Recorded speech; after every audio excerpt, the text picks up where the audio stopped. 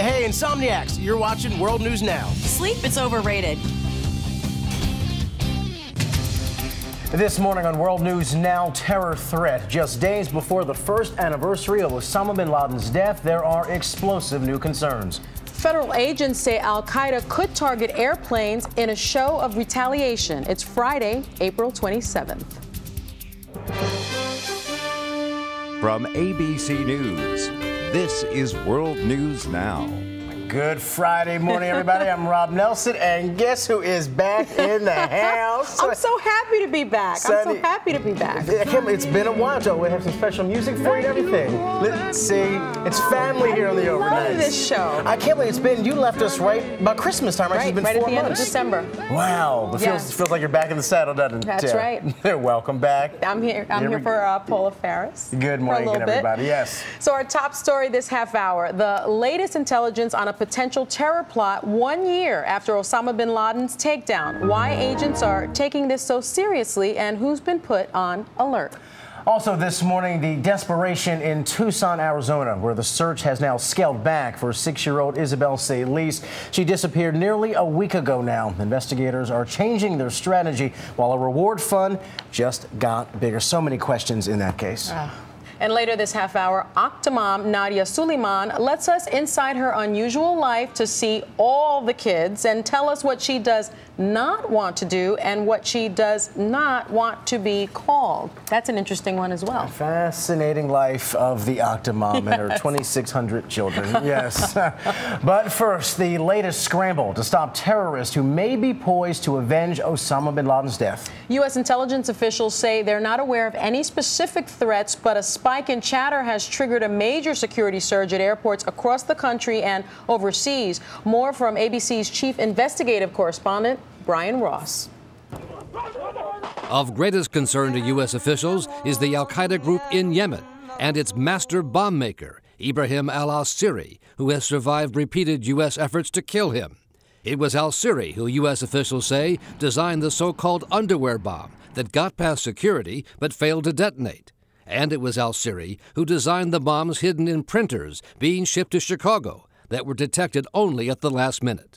In a joint intelligence bulletin, the FBI and Homeland Security described concerns that the Yemen group intends to advance plots along multiple fronts, including renewed efforts to target Western aviation. It doesn't take a great number of people to do the kind of attack that we had on September 11th. That was less than 24 people. And it's clear that they have that number available in places like Yemen today. The threats of a revenge attack have been monitored by the U.S. ever since last May's raid on bin Laden's compound in Pakistan. Among the papers found in his home were repeated references to the importance of attacks timed to coincide with anniversary dates, something not previously understood about bin Laden.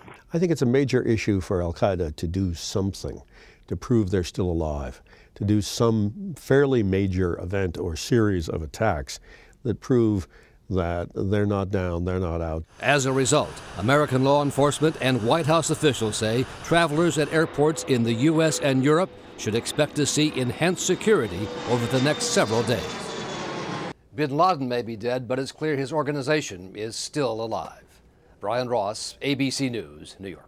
Who can forget that Sunday night last year when the news broke that bin Laden had been killed? And it seems like whatever the anniversary is, whether it's this one or 9/11, we always see these kind of threats. Yeah, you see the uptick, and now traveling is going to be all the more difficult. I know you're not a fan of traveling to begin with, so now it's even worse. Interesting too is that there's a judicial group that still, for the last year, has been pleading to get the pictures and the video of the operation that killed bin Laden to make that public, but a federal judge just denied that as well. So we're never really going to see that because the White House worries that could inflame. And I think it could. I don't know that we need to see all of that. I mean, right. I think we need to accept the fact that it happened rather than having to see it with our own eyes and ears. I really think it's going to spike up. Exactly. We believe he's gone, and it's been a year. And we can move on. Exactly. All right, moving on to another big story on this Friday morning with airports, of course, already on high alert. A flight from Detroit triggered an unusual emergency at Chicago's Midway Airport. Delta Flight 3163 was immediately quarantined when it arrived. Medical personnel in face masks, no less, boarded the plane and examined a passenger who had broken out in a rash on her way back from Africa. Passengers waited for more than 2 hours while the CDC investigated. It was terrifying. They didn't tell us very much at all. They were very vague. It just kind of goes through your mind. The Contagion movie, of course, pops into your mind. I mean, we're on a teeny tiny plane. We were told that it could be bites, but no one was being really clear about what was going on. They were pretty vague, and we figured that bedbugs was very, very far-fetched. Well, the CDC cleared Lisa Severs of what they feared most, that was monkeypox. Ultimately, they determined her rash simply may have been caused by some insect bites. That's calming news, not monkeypox. Yes. Well, more bombshell testimony is likely today at the conspiracy trial of former presidential candidate John Edwards. The wife of Edwards' former aide, Andrew Young, is expected on the stand. In testimony yesterday, Young admitted misusing much of the nearly $1 million that was meant to hide Edwards' pregnant mistress. Young said that money actually went to finance work on his home in North Carolina. And an attorney for George Zimmerman, the gunman in the Trayvon Martin shooting case, will tell a Florida judge today about online donations. Mark O'Mara says a website set up for Zimmerman's legal defense fund raised over $200,000 before being shut down. O'Mara also claims he only learned about that amount on Wednesday. Zimmerman is free on bail, awaiting trial on second-degree murder charges. And we know in your other job with CNN, you have talked to ad nauseum about Trayvon Martin the last couple weeks. I have, and I've got to tell you, I think this is a big bombshell. The fact that he raised $200,000, and there were representations made at that bond hearing that he was from a family of very limited means, and that they would have to scrape together bond. Come to find out, not too limited if there's $200,000. I think there are going to be fireworks later today in the courtroom. Plot thickens again in that case. All right, let's turn to Arizona now, where it has been a week since that 6-year-old girl, Isabel Salis, has been missing. But now a neighbor has come forward with new and chilling information about what might have happened the night she disappeared. ABC's Diana Alvear joins with the details. Good morning, Diana. Rob and Sunny, good morning. Police are desperate for any new leads that lead to Isabel. Her parents are just desperate to bring her home. Her parents have not given up. We're looking for you, Isa. We love you. 6-year-old Isabel Salas was last seen Friday night when she went to bed. Her family woke to find her bed empty and her window open. ABC News spoke to a neighbor who says she heard something unusual Saturday morning. At 6:30, my dogs were going crazy. That's what woke me up, and I noticed that their dogs were going nuts. I woke up briefly. I heard a couple male voices. She thinks the men were speaking English, but she isn't sure. I think that she was comfortable enough with these people to go with them because I didn't hear her, and I think that's what happened. Police have not named any suspects, and they've scaled down their search.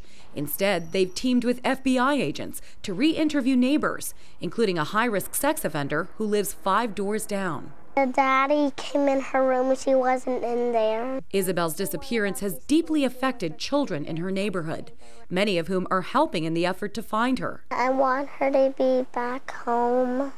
Thursday, police announced the reward for information that leads to Isabel has been raised from $6,000 to $30,000. Rob, Sunny. Thank you, Diana. Any gut reaction on this one? You know, I just, from my experience prosecuting crimes against children and against women, it strikes me as odd that a child disappears in the middle of the night, no one hears about it, and stranger danger, while important, kids usually aren't stolen or abducted by strangers. So something is suspicious, but I'm a skeptic because of my experience in this area. Even with that sex offender a few doors down, though? That's troubling. Yeah. No question about it. That's troubling. All right. I feel bad for those parents. What an emotional press conference that was. All right, now let's turn to London, where media titan Rupert Murdoch has given some pretty revealing testimony and an apology, all in response to the phone hacking scandal that is still rocking his company. Murdoch explained the scandal to investigators simply by saying he, quote, failed. Murdoch's journalists are accused of hacking into voicemail accounts, all in search of scoops, and he said he was kept in the dark as well about all that hacking. There's no question in my mind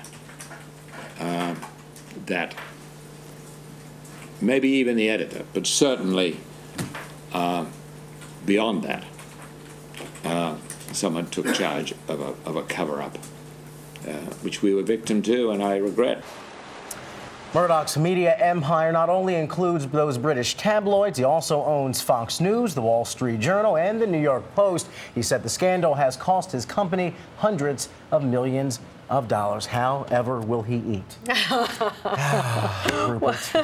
Well, here's your Friday forecast. Up to 10 inches of snow in the northern Rockies, rain from the Dakotas to Des Moines, hail and damaging winds around Kansas City and Oklahoma City, thunderstorms from Nashville to the Carolinas, blustery in the northeast, morning showers in northern New England. 62 in Boston, 59 here in New York, mostly 80s from Dallas to Atlanta, 50s in Chicago and the Twin Cities, Phoenix 88, Sacramento 73. And quick point here, today actually is the 1-year anniversary of those deadly Alabama tornadoes that killed 300 people. Can't believe it's been a year since that. So we wanted to, again, extend our thoughts and prayers to the people still, of course, recovering from that a year ago today. Yeah. Well, something of a dubious sports achievement to tell you about this morning. It's right up there with the lackluster performance of former sports anchor Paula Ferris in our NFL playoff picks, as well as our March Madness competition. She didn't do well. I'd like to say that I did predict who would win. You did. You made the right call. I give you that. Paula, yes, here we go. This is the stat here. The Charlotte Bobcats have now finished the NBA regular season with the worst winning percentage in league history. What's up, Mike? Last night's 20-point loss to the Knicks meant that the Bobcats had a 106 winning percentage to go, along with the 7-59 record. Truly pathetic. The team finished the season losing 23 games straight. That hurts me. Not good times in Charlotte. No. Ugly. 23? It's bad. It's bad. We'll be right back with more World News Now after this.